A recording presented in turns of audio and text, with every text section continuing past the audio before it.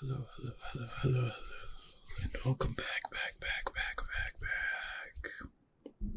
Welcome back, everyone, to, of course, another Creepypasta story.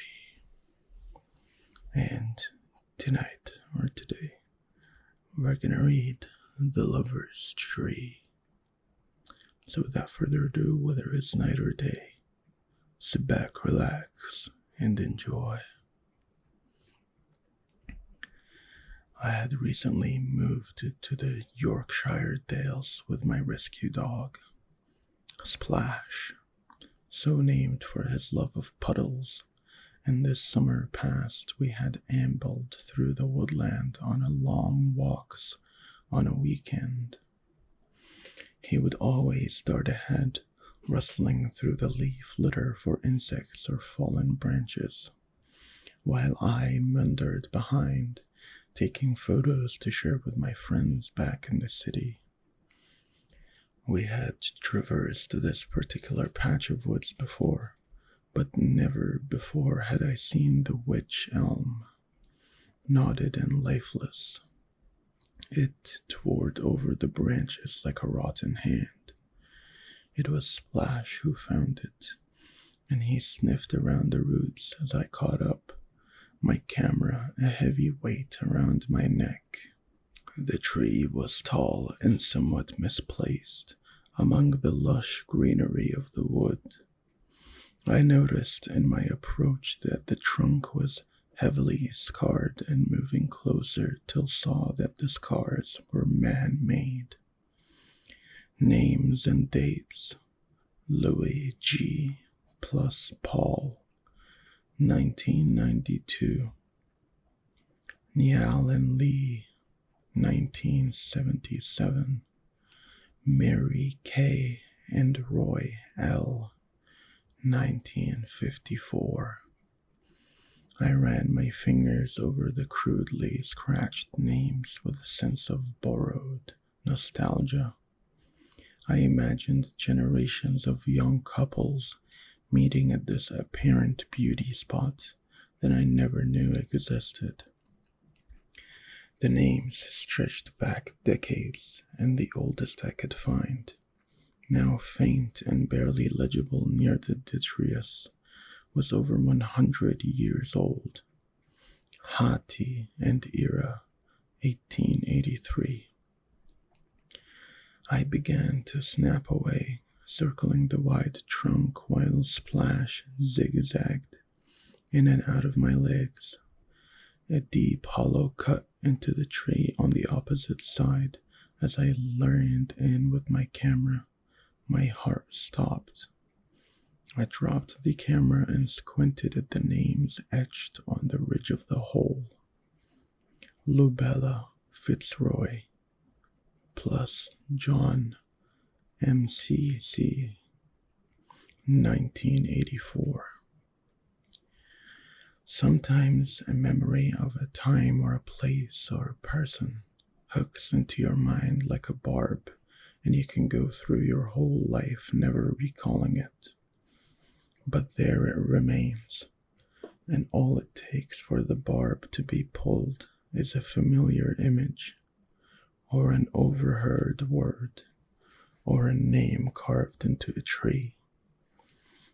That is how it was for me when I saw the name of my Aunt Bella and her then boyfriend, John McLean, who had died in a car crash in Canada in the early 80s, back when I was just a boy. I had never really known Belle, and tracing my memories I can bring forth a face, but whether it belongs to her or was just a composite of my own creation, I could not say. Belle was my aunt on my father's side, the Canadian side of the family. My father met my mother native to these shores while she was traveling through North America in the 1970s, and eventually they moved back to England where they raised a family. What left me feeling at odds there by the wych elm was that father's siblings and parents rarely visited the UK. As far as I knew, Belle never left Toronto, and yet here was her name carved into a tree in the heart of the Dales. In a strange way, I was morbidly excited. My mother and father moved from Toronto to London, where they raised my brother and my sister and I. It seemed like Belle had visited us when I would have been 3 years old, and by chance she had happened to travel to the part of the country in which I now lived. It was an incredible coincidence. I rushed home and gave Splash a bath, and once I had cleaned the mud splatter from the bathroom tiles, I called my mum and asked her about it. "Oh, I haven't heard that name in a while," she said when I told her of my discovery. "But that can't be her. Belle never came to the UK. The only time you two met was when we spent Christmas there in, what was it, 1982 or 1981. When you were only 2 or 3, I think. How old are you again?" She rambled on in that way, and I tried to veer the conversation back, but each time she dismissed it. But how many Lubella Fritzois could there be? Let alone one who courted someone by the name of John Mixie. I finished up the conversation and set about retouching the photographs I had taken. Each time flicking back to the shot of Bella's name. I waited until later in the evening, all the while Googling time in Toronto, until I felt confident that he had put my grandma to bed, and called my father. Working through the usual pleasantries, the "how are yous" and "what's the weather like," I told him about my discovery, and the line went silent. "Where is this tree?" he asked. I told him, or I began to. As before as I could finish, he interjected, "Cut it down." "What? I can't just cut down a tree in a national park, Dad." "Just cut it down right now." "What's wrong? Did Belle visit then? It's pretty remarkable that she never left Toronto.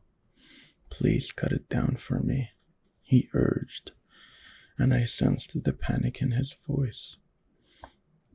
I promised that I would, right away as he suggested, and hearing how troubled the topic made him, I decided not to push matters.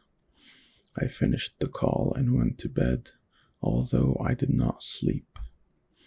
Thoughts of the witch elms swan my mind, of Belle and John carving their names into the tree, tragic young lovers carving their names into history in the year that they would be taken from us. They never left Toronto. Those words, my father's fearful tone. How could that be? Every evening after work, after taking Splash home from his walks, I set about researching. I called my brother, my sister.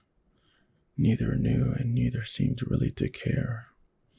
I contacted other relatives in Canada through Facebook, and all were convinced that Belle had never left Canada. I became obsessed with the mystery and yet ran into dead ends until I received a message from someone I did not know. "Have you found the witch elm?" I was taken aback, my heart racing. I immediately accepted the message request and looked through the profile. It was an older woman, Joy Martin, who looked to be in her 50s, and who was a mutual friend of a cousin who I had contacted earlier. Yes, I found a tree with my aunt's name carved into it in the woods near where I live. I waited. Cut it down. I stared at my screen, tired and lost down a rabbit hole of my own making. What do you mean? My dad told me to do the same thing, but I can't just go cutting down trees. Did you know Belle? I waited.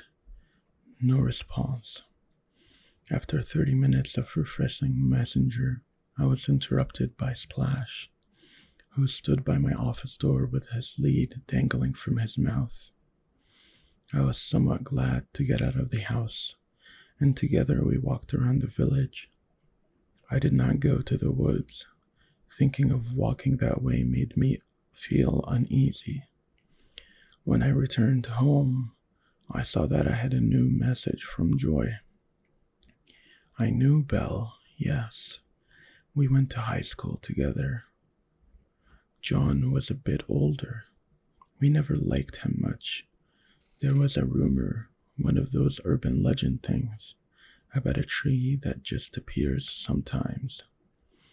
The legend says that if you're going around with a boy or a girl and carve your name into the tree, that it will test your love. If you both love the other, then nothing will happen. But if your love is not true, you will die a horrible death. We thought it was a bunch of baloney, of course, but then Bella goes on and says they found the thing. Well, being a curious bunch, we went on with them, and there it was, right out in a farmer's field. They go on and cut their names into the damned thing, and sure enough, a week later they were dead. A drunk driver goes the wrong way on the highway, if I remember right. A bunch of us decided to go back to the tree to make a mural out of it for the both of them. But when we got it down there, it was gone. Just vanished. I know it sounds silly, but it troubled me ever since. Please cut it down. I was stunned. Trees simply don't appear and disappear. And more than anything, they certainly don't claim the lives of young couples. It was absurd. I replied with thanks, and promised that yes, I would cut down the tree. And yet the image of the witch elm haunted me, poured into my mind, and left me feeling cold. I googled the names from the photos, each time coming up short until I researched for Mary K. and Roy L. A search result appeared from one of those ancestry sites with an archived news reports of one Mary Kilkenny and Roy Launchbury of Cork, Ireland, who had died in a house fire in 1954. It couldn't be true. It couldn't be true. I plowed on, searching name after name, and then more stories appeared of young couples dying by ways of drowning, of suicide, of murder. I started searching for witch elm urban legends, tree urban legends, anything I could. At last I found a link to an old Angel Fire site, now defunct. I pasted the link into the Wayback Machine and found an archived page from the late 90s. The page was crudely put together. One of those old counters at the bottom showing 000127 visitors.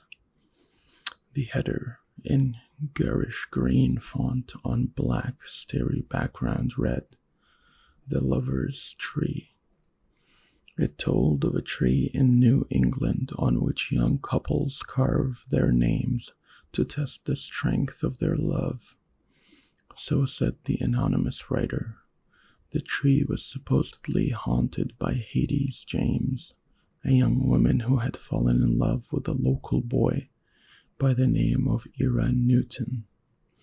Hades' remains were found in the tree in winter of 1883, and soon after, Ira was tried and executed for her murder.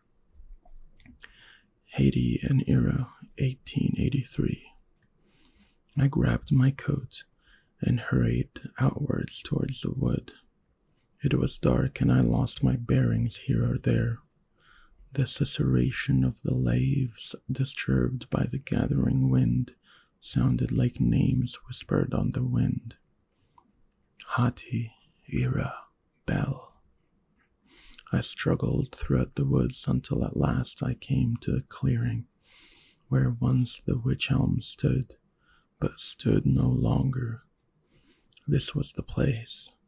I was sure of it, but there was no longer a tree there. No roots, no hole in the ground, just leaf litter and bracken. I raced home and opened my laptop, awakening Splash with my clumsiness, who then barked and skittered about as thought it was more time for a walk. Not now, please. I opened the pictures in my editor. The tree was there, its twisting branches seeming now more horrible than when I had last seen them, and the trunk was bare, no names scratched into the surface. I clicked through, unbelieving, and to my horror, there was only close-up shots of plain, decaying bark. I clicked on the picture that I had taken of Bella's name carved on the edge of the hollow. Her name was not there. I sat back in my chair, my mind swimming, and then it caught my eye. I leaned closer, brightened the image, increased the saturation, played around with the levels, but it was still just too dark, just out of focus. I'm sure that there, from within the hollow on the very edge of the image, were fingers reaching out from the dark. And that was it, ladies and gentlemen. I hope you enjoyed. And don't forget, have a good night. Sleep tight.